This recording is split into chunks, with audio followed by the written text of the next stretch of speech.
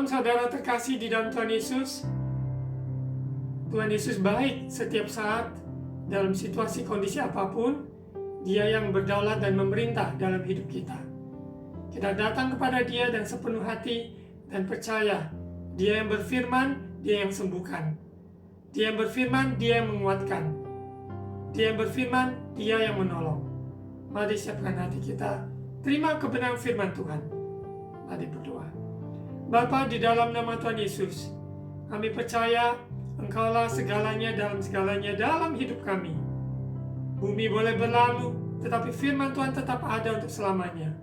Kasih-Mu, kuasa-Mu melingkupi kami semua anak-anak-Mu, melewati masa-masa kehidupan yang ini. Dengan penuh kemenangan, penuh pengharapan, bersama-Mu kami dapat melewati semuanya. Terima kasih ya Roh Kudus. Berbicaralah pada kami lewat firman-Mu, sehingga kami menjadi pelaku firman Tuhan. Roh Kudus tolong. Di dalam nama Tuhan Yesus kami berdoa. Amin. Saudara terkasih dalam Tuhan Yesus, di bulan Agustus, seri khotbah sejarah. Seperti yang sudah dijelaskan, definisi sejarah menurut Kamus Besar Bahasa Indonesia, di mana arti pertama adalah asal-usul, keturunan, dan silsilah. Arti yang kedua adalah kejadian, peristiwa yang benar-benar terjadi pada masa lampau, yaitu riwayat. Yang ketiga, sejarah adalah pengetahuan atau uraian tentang peristiwa kejadian yang benar-benar terjadi dalam masa lampau. Sejarah, apakah itu sejarah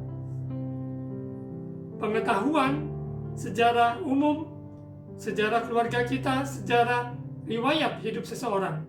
Semua itu adalah bagian dari sejarah. Di minggu yang pertama,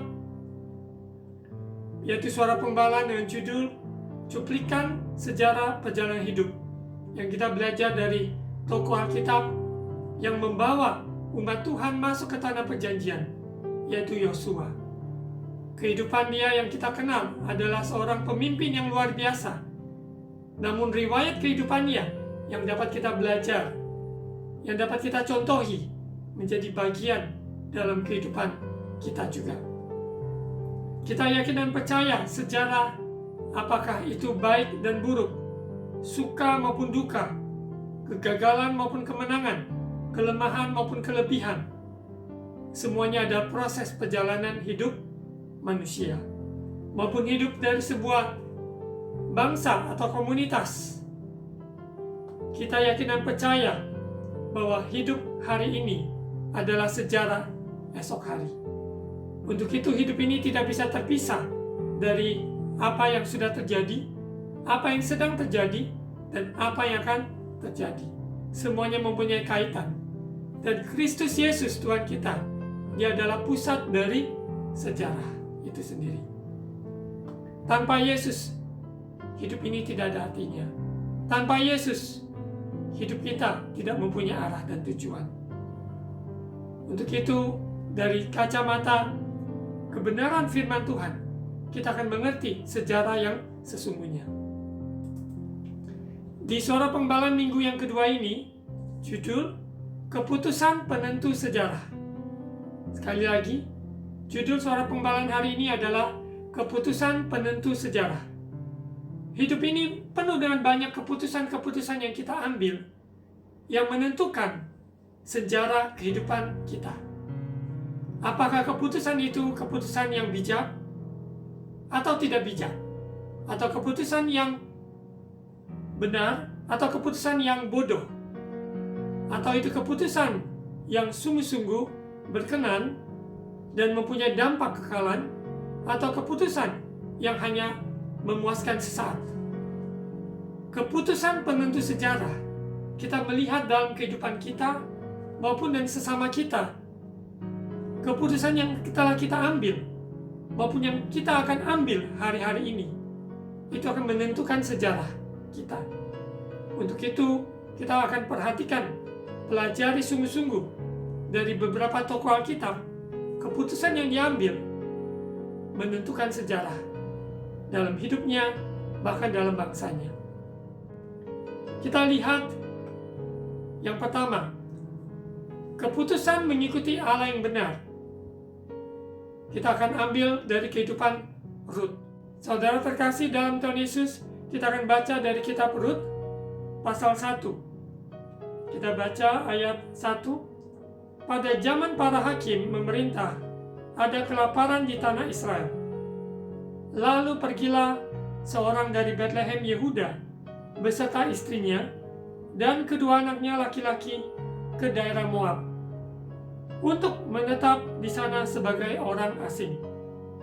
Nama orang itu ialah Elimelek, nama istrinya Naomi, dan nama kedua anaknya Mahlon dan Kilion.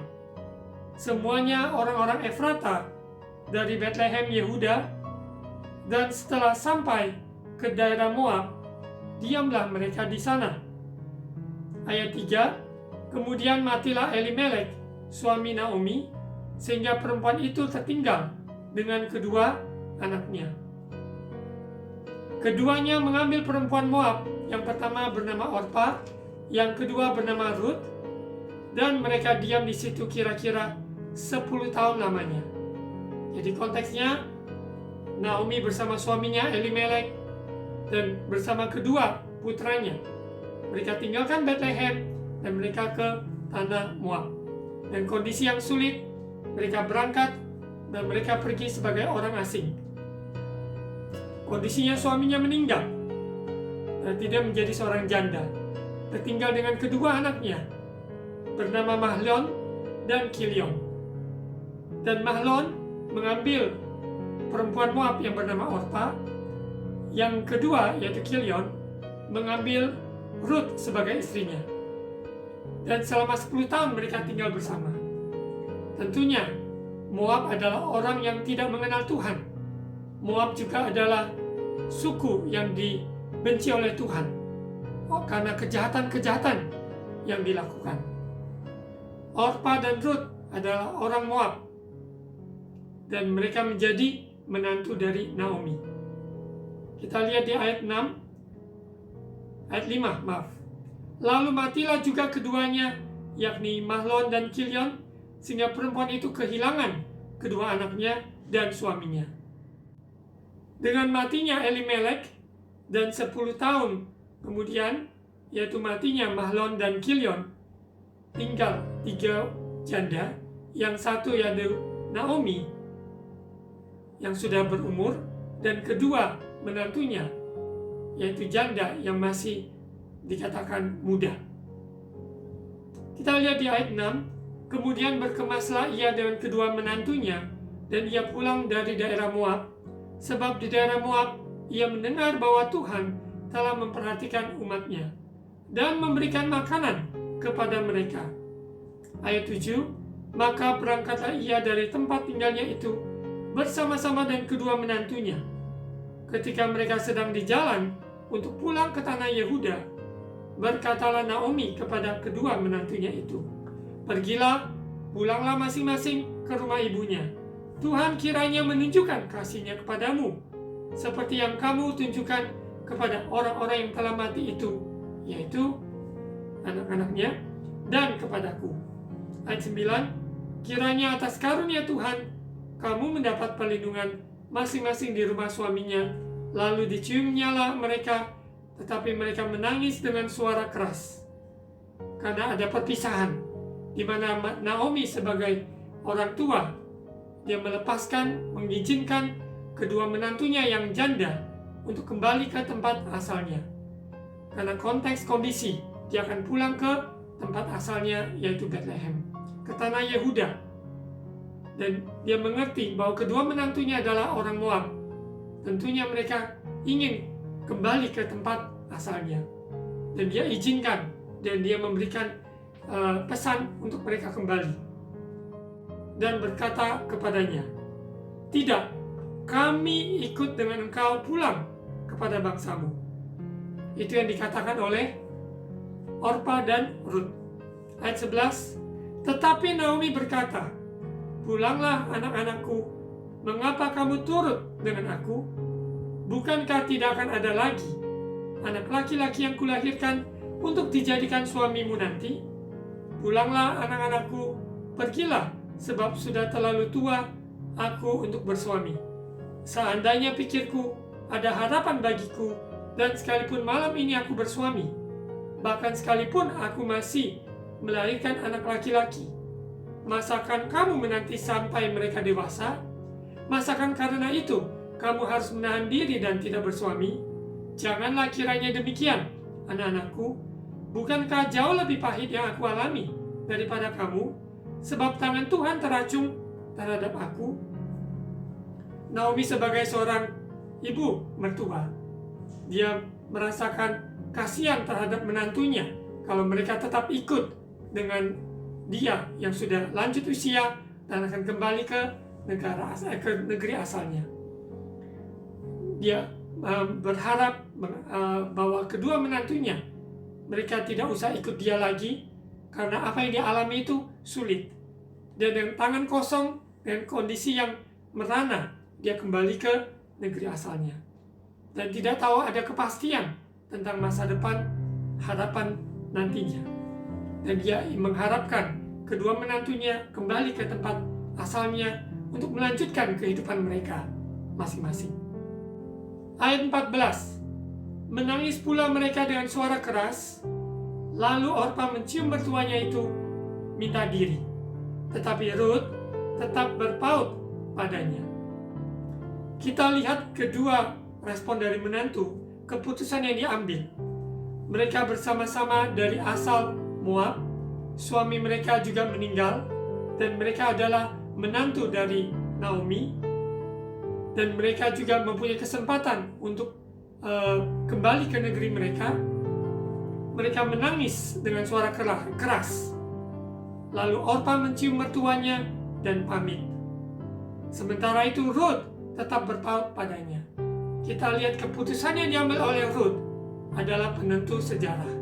Rut tetap berpaut kepada Naomi. Kita lihat alasan mengapa dia berpaut kepada Naomi. Sementara Orpa mengambil keputusannya untuk kembali ke negeri asalnya dan tetap hidup sebagai orang Moab. Dan itu yang dijalankan oleh Orpa. Dan hidupnya tidak kita ketahui lagi apa yang terjadi dengan Orpa.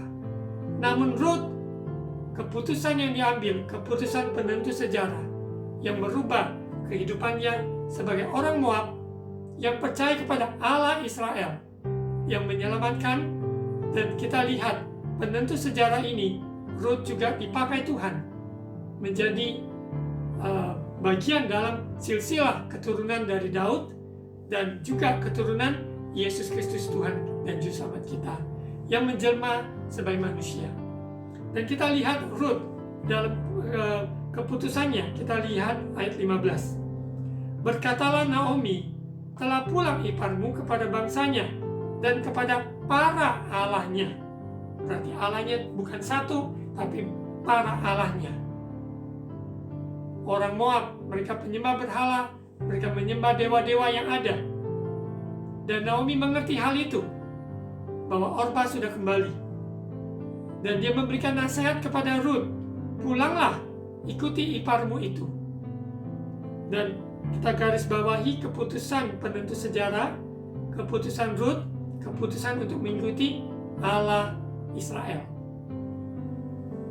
Lihat di ayat 16 sebagai dibawahi sebagai ayat kunci dalam keputusan Rut. Tetapi kata Rut, janganlah desak aku meninggalkan engkau dan pulang dengan tidak mengikuti engkau, sebab kemana engkau pergi, ke situ jugalah aku pergi. Dan di mana engkau bermalam, di situ jugalah aku bermalam. Bangsamu lah bangsaku, dan Allahmu lah Allahku. Luar biasa. Keputusan penentu sejarah. Poin yang pertama dari kehidupan Rut. Keputusan mengikuti Allah Israel. Dia seorang Moab, tapi selama 10 tahun dia sebagai menantu dari Naomi. Tentunya dia mendengar kesaksian, cerita, dan banyak hal bahwa Allah Israel adalah Allah yang benar. Allah Israel, Allah penyelamat. Dan betapa hebatnya, kuasanya, kasihnya. Dia membawa umat Tuhan umat Israel keluar dari tanah Mesir dan mereka melewati padang gurun, dan Tuhan pelihara mereka sejauh 10 tahun kurang lebih. Ruth sebagai menantu dari Naomi, dia banyak mendengar dan dia banyak dari iman seseorang. Dia mendengar kesaksian, perbuatan Tuhan, firman Tuhan yang disampaikan, ajaran-ajaran yang disampaikan. Timbul iman dari Ruth kepada Allah Israel yang kita kenal di dalam nama Tuhan Yesus Kristus. Untuk itu, hari ini adalah keputusan untuk mengikuti Allah yang benar, Allah Israel yang kita kenal di dalam nama Tuhan Yesus Kristus. Satu-satunya Tuhan, Juru Selamat Penyelamat kita. Dahulu, banyak di antara kita, termasuk saya, bukan orang percaya, bukan pengikut dari Allah Israel. Kita bukan orang percaya pada Yesus Kristus Tuhan. Kita penyembah berhala, kita ikuti Allah kita yang dahulu. Namun hari ini kita mendengar firman Tuhan. Hanya satu-satunya Tuhan, Juru Selamat kita, yaitu Yesus Kristus yang menjelma sebagai manusia. Barang siapa yang percaya pada namanya, dia diselamatkan, dia memperoleh hidup yang kekal bersamanya. Kita lihat keputusan Ruth mengikuti Allah Israel. Ini adalah keputusan penentu sejarah. Orang yang mendengar Injil, kabar Injil keselamatan dari channel YouTube, kesaksian sesama tetangga, keluarga kita yang sudah terima Yesus, bahkan kita mengalami perjumpaan dengan Tuhan, Tuhan melawat kita bahwa Dia adalah Tuhan yang benar. Maka inilah keputusan untuk mengikut Dia. Orang yang mengikut Yesus itu adalah keputusan yang tidak bisa diambil oleh si jahat. Orang yang mengambil keputusan mengikut Yesus sepenuhnya, dia tidak akan berbalik ke belakang. Sekalipun di belakang adalah Mesir, kehidupan yang begitu luar biasa. Namun hidup di dalam menggambarkan Mesir, menggambarkan kehidupan kita di masa lalu kita dalam perbudakan dosa. Namun kita sudah dibebaskan, diselamatkan. Yesus Kristus Tuhan mati di kayu salib, menanggung segala dosa kita. Keputusan yang diambil oleh Ruth adalah keputusan penentu sejarah, yaitu keputusan mengikuti Allah Israel. Saudara yang mendengarkan firman Tuhan ini, yang baru pertama kali, yang mungkin saja bukan orang percaya, tapi kesempatan ini tidak ada namanya kebetulan. Apabila engkau mendengar firman Tuhan ini, engkau meresponi keputusan untuk mengikuti Yesus, maka Tuhan akan buka jalan, akan menyatakan kuasa-Nya, maupun menempatkan engkau di komunitas orang percaya, maupun bahkan bisa menghubungi channel YouTube ini.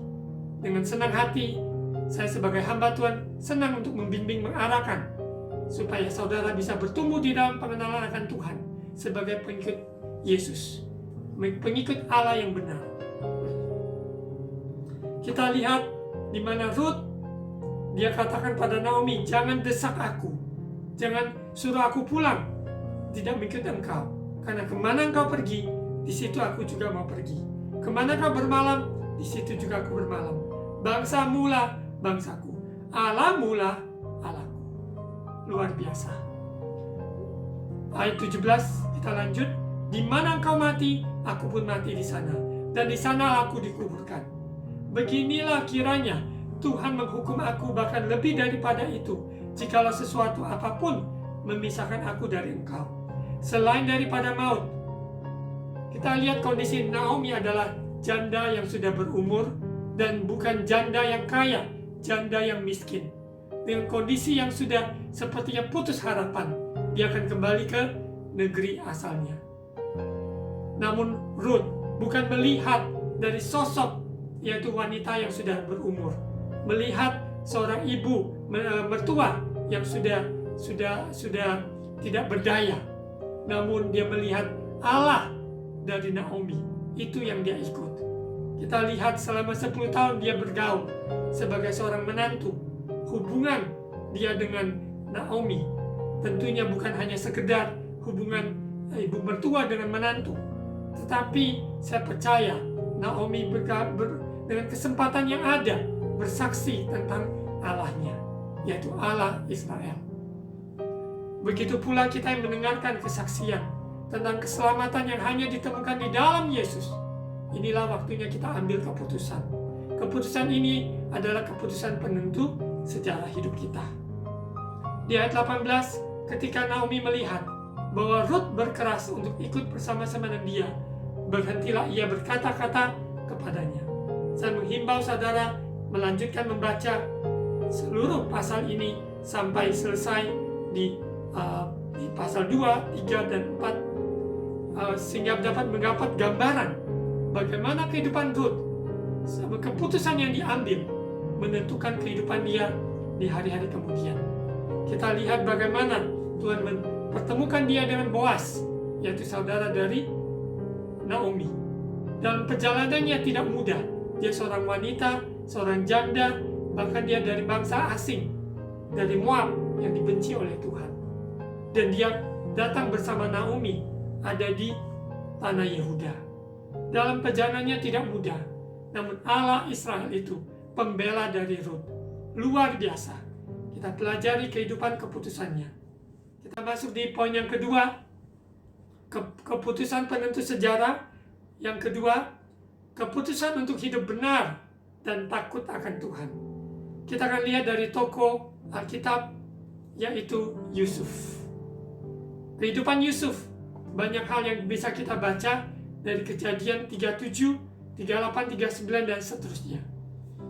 Dia adalah anak yang lahir di masa tua dari ayahnya, yaitu Yakub. Yusuf diberikan jubah yang begitu indah pada masa mudanya, dan itu juga membuat saudara-saudaranya menjadi iri dan membuang dia ke sumur, dan akhirnya dijual ke Mesir. Dan perjalanannya begitu banyak liku-liku dan banyak lembah-lembah yang dia lewati. Dia difitnah, dilupakan, ditinggalkan, namun Tuhan yang mengangkat dia karena Tuhan menyertai dia. Kita lihat dari kehidupan Yusuf, keputusan penentu sejarah. Poin yang kedua, keputusan hidup benar dan takut akan Tuhan. Inilah kita akan pelajari dari kehidupan Yusuf. Kita lihat poin di mana ketika dia ada di rumah Potifar, dia dipercayakan untuk mengurus semua urusan-urusan yang ada. Kalau dia sampai dipercayakan itu, karena integritasnya sangat luar biasa. Dia dipercayakan untuk mengawasi, untuk mengatur semua yang ada di rumahnya, kecuali yaitu istrinya. Kita lihat di Kejadian pasal 39 ayat 8, di mana konteks Yusuf digoda oleh istri Potifar, di mana Yusuf punya perawakan, elok rupanya, dan sebagainya. Dan istri Potifar, yaitu memang bukan orang Israel, bukan orang percaya, dan dengan keinginan nafsunya, dia mengingini Yusuf, padahal dia adalah seorang istri dari majikannya Yusuf. Kita lihat di ayat 8, tetapi Yusuf menolak dan berkata kepada istri tuannya itu, dengan bantuanku tuanku tidak lagi mengatur apa yang ada di rumah ini, dan ia telah menyerahkan segala miliknya pada kekuasaanku. Bahkan di rumah ini ia tidak lebih besar kuasanya daripadaku. Tiada yang tidak diserahkannya kepadaku selain daripada engkau, sebab engkau istrinya. Semuanya diserahkan kepada Yusuf untuk mengatur, kecuali yaitu istrinya Potifar majikannya. Namun istrinya Potifar, yaitu kedagingan, nafsu, keinginan yang tidak benar. Dan Yusuf sebagai pegawai dari Potifar, dan yang dipercayakan kuasa atas rumah itu. Kita lihat keputusan yang diambil oleh Yusuf. Pasal 39 dan 9b. Tolong digarisbawahi ini. Bagaimanakah mungkin aku melakukan kejahatan yang besar ini dan berbuat dosa terhadap Allah? Sekali lagi saya bacakan. Bagaimanakah mungkin aku melakukan kejahatan yang besar ini dan berbuat dosa terhadap Allah, keputusan Yusuf untuk hidup benar, takut akan Tuhan, ini adalah penentu sejarah. Di mana sekalipun dalam konteks itu istri Potifar memfitnah Yusuf. Bahkan Potifar ketika kembali ke rumah, dia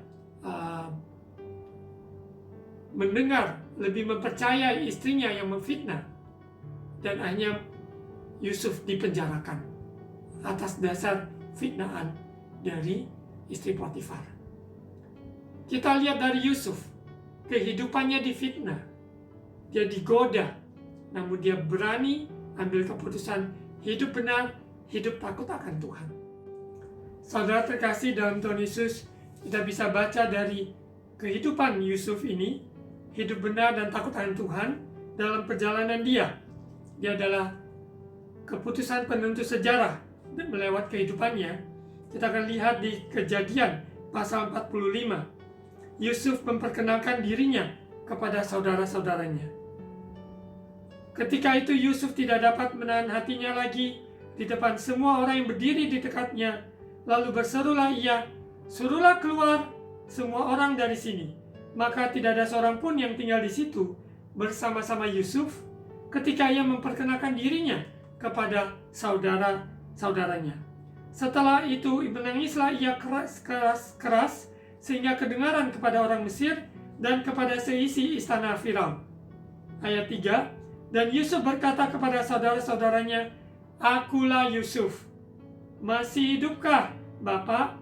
Tetapi saudara-saudara tidak dapat menjawabnya, sebab mereka takut dan gemetar menghadapi dia. Ayat 4, lalu kata Yusuf pada saudara-saudara itu, "Marilah dekat-dekat. Akulah Yusuf, saudaramu, yang kamu jual ke Mesir." Ayat 5, tetapi sekarang janganlah bersusah hati, janganlah menyesali diri, karena kamu kehidupanlah Allah menyuruh aku mendahului kamu. Luar biasa, ya. Apa yang dimaksudkan dirancangkan yang tidak baik oleh saudaranya. Ternyata Yusuf mengambil sebuah sikap. Allah mengatur sedemikian sehingga Yusuf dapat menjadi berkat di tengah-tengah kesusahan kelaparan, yaitu keluarganya. Ayat 6, karena telah 2 tahun ada kelaparan dalam negeri ini, selama 5 tahun lagi orang tidak akan membajak atau menuai. Kelaparan panjang. Maka Allah telah menyuruh aku mendahului kamu untuk menjamin kelanjutan keturunanmu di bumi ini dan untuk memelihara hidupmu sehingga sebagian besar daripadamu tertolong. Ayat 8, jadi bukanlah kamu yang menyuruh aku ke sini, tetapi Allah. Dialah yang telah menempatkan aku sebagai bapa bagi Firaun dan tuan atas seluruh istananya dan sebagai kuasa atas seluruh tanah Mesir. Kita lihat betapa indahnya kehidupan Yusuf tetap mau menjadi berkat. Dia mau hidup benar, hidup takut akan Tuhan. Ketika dia bertemu dengan saudara-saudaranya, bukan dia menghukumnya, tapi dia ingin menjadi berkat. Padahal mereka, pada awalnya mereka adalah menjual Yusuf. Namun di saat-saat seperti sekarang ini, Yusuf yang sudah diangkat menjadi penguasa, orang nomor 2 di Mesir. Tuhan pakai dia untuk mencukupi, untuk memelihara, yaitu bangsa-bangsa yang datang karena kelaparan. Untuk itu saudara, keputusan yang kita ambil hari ini, sekiranya keputusan penentu sejarah. Kita mau hidup benar, hidup takut akan Tuhan. Seperti tokoh Alkitab yang kita belajar di poin kedua, yaitu Yusuf. Sekarang kita masuk di poin yang ketiga, keputusan meresponi panggilan khusus dari Tuhan. Kita lihat dari kehidupan tokoh Alkitab di Perjanjian Baru, yaitu Maria. Di mana Maria dilawat oleh malaikat Tuhan untuk membawa kabar bahwa ia akan menjadi ibu dari yang rahimnya akan lahir, yaitu bayi Yesus, yaitu Tuhan dan Juru Selamat dunia. Kita lihat Lukas 1 ayat 26.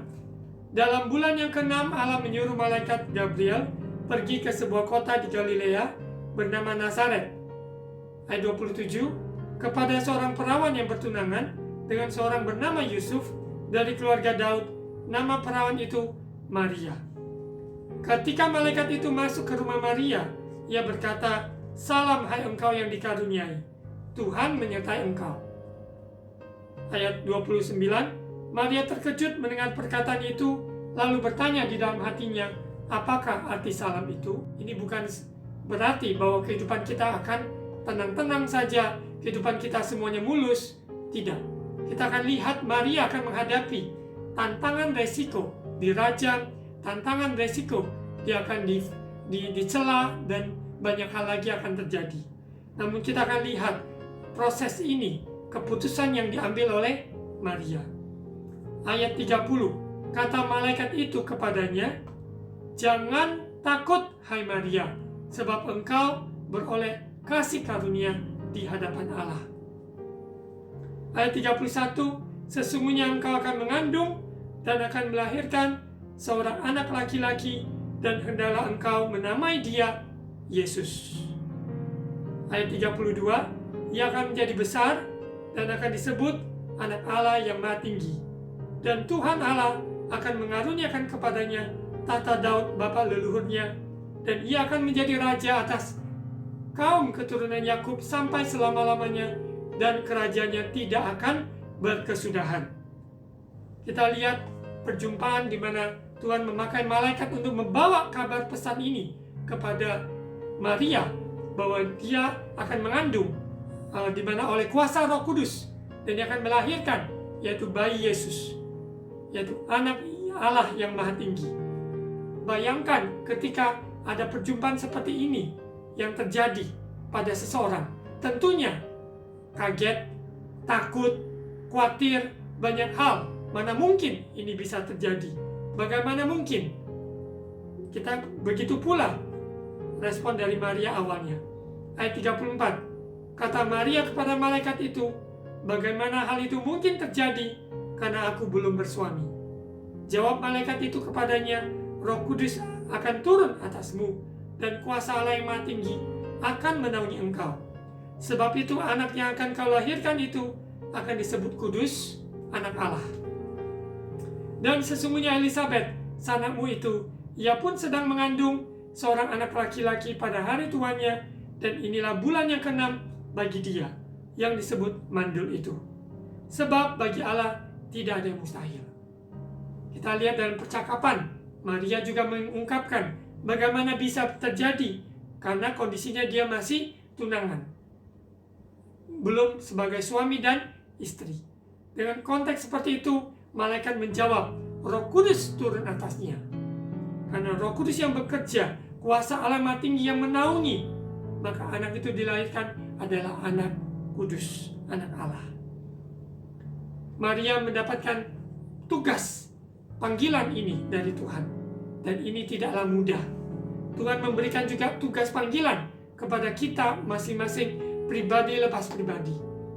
Untuk konteks Maria, rahim yang dipakai untuk melahirkan, untuk mengandung dan melahirkan bayi Yesus. Dalam hidup kita di zaman modern, mungkin bukan rahim, mungkin ada hal-hal lain yang Tuhan akan pakai kehidupan kita untuk membawa, yaitu keselamatan, membawa kabar baik, untuk membawa kemuliaan Tuhan bagi keluarga kita, bagi kota kita, bagi bangsa kita. Kita lihat keputusan yang diambil oleh Maria untuk meresponi panggilan khusus dari Tuhan. Kita lihat di ayat 38, kata Maria, "Sesungguhnya aku ini adalah hamba Tuhan. Jadilah padaku menurut perkataanmu itu." Lalu malaikat itu meninggalkan dia. Sekali lagi kita baca di ayat kunci ini, keputusan yang diambil oleh Maria. Kata Maria, "Sesungguhnya aku ini adalah hamba Tuhan, jadilah padaku menurut perkataanmu itu." Lalu malaikat itu meninggalkan dia. Keputusan penentu sejarah. Maria, keputusan yang diambil untuk meresponi panggilan Tuhan. Dia adalah seorang hamba Tuhan, bukan karena posisi, kedudukan, jabatan, gerejawi, bukan. Tapi dia mengerti hidupnya adalah seorang hamba Tuhan menurut perkataan Tuhan. Itu yang dia mau. Bagaimana saudara sekalian?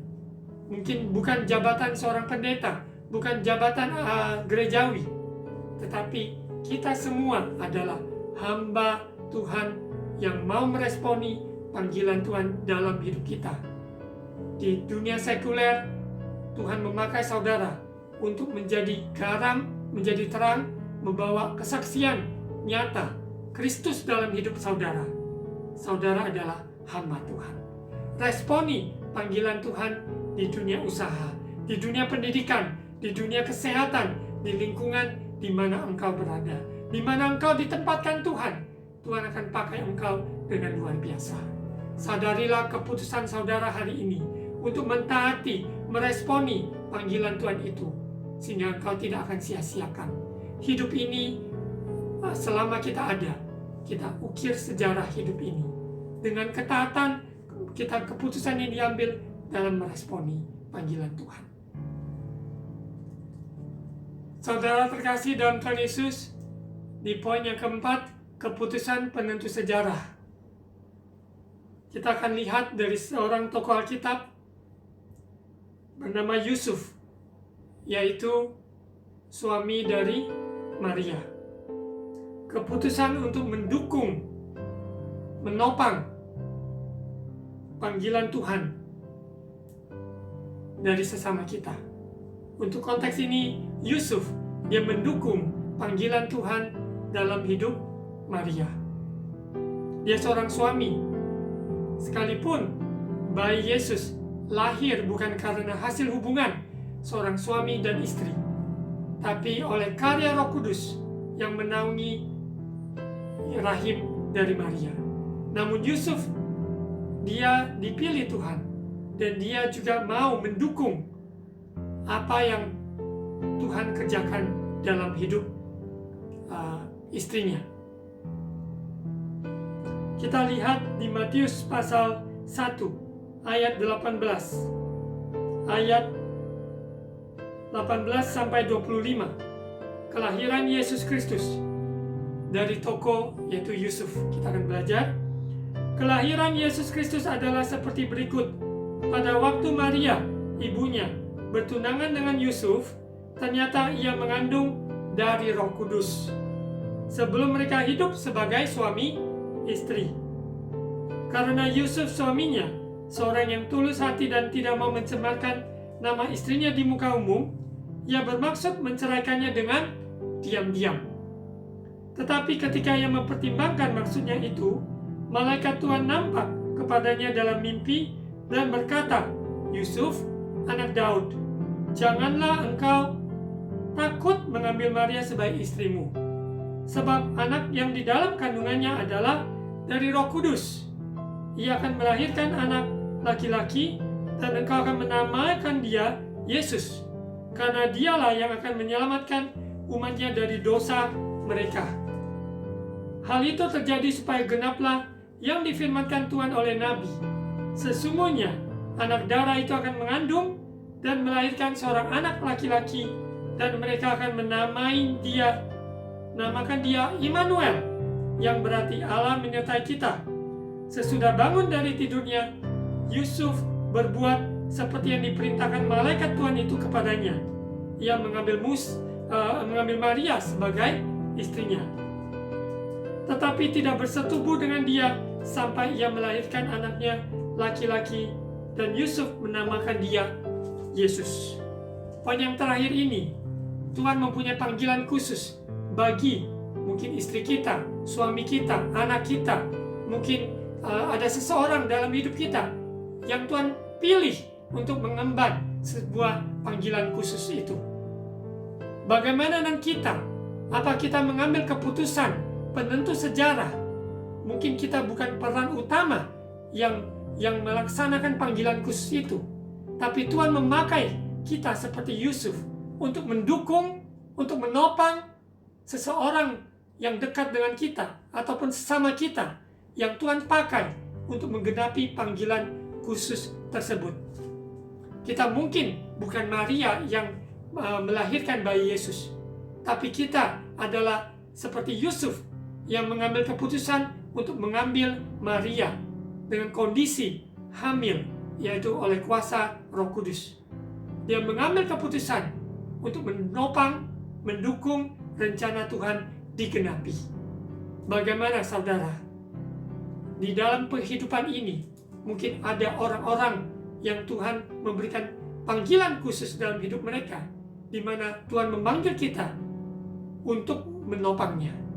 Kita mengambil sikap seperti Yusuf, keputusan menopang, mendukung rencana Tuhan digenapi dalam panggilan khusus seseorang. Mari saudara, biarlah 4 poin ini kita renungkan sungguh-sungguh, sehingga keputusan yang kita ambil adalah keputusan penentu sejarah dalam keluarga kita, hidup kita pribadi maupun bangsa ini.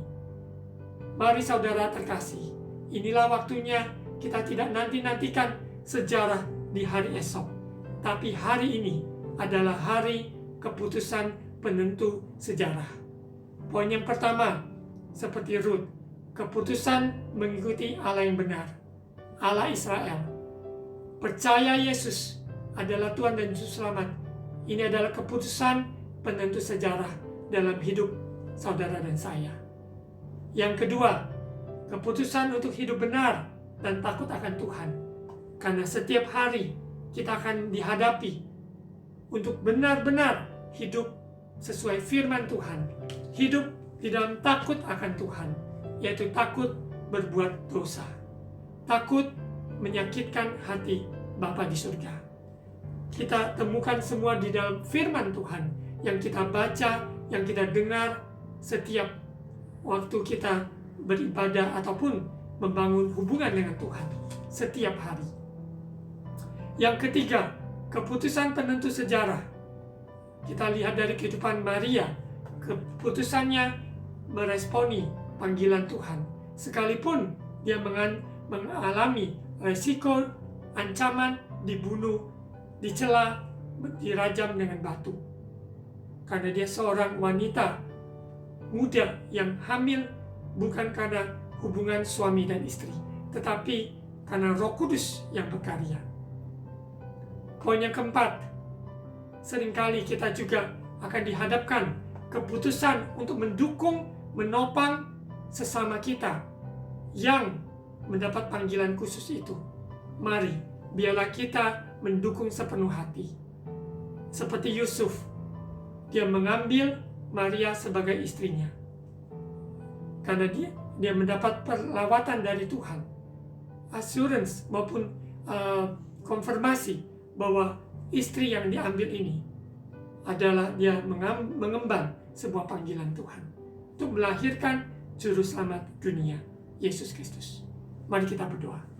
Roh Kudus, menyatakan firman Tuhan dalam hidup kami, sehingga keputusan kami hari ini adalah keputusan penentu sejarah untuk hari esok, untuk keluarga kami, bahkan pribadi kami, bahkan bangsa, keselamatan keluarga dan keselamatan dari jiwa-jiwa.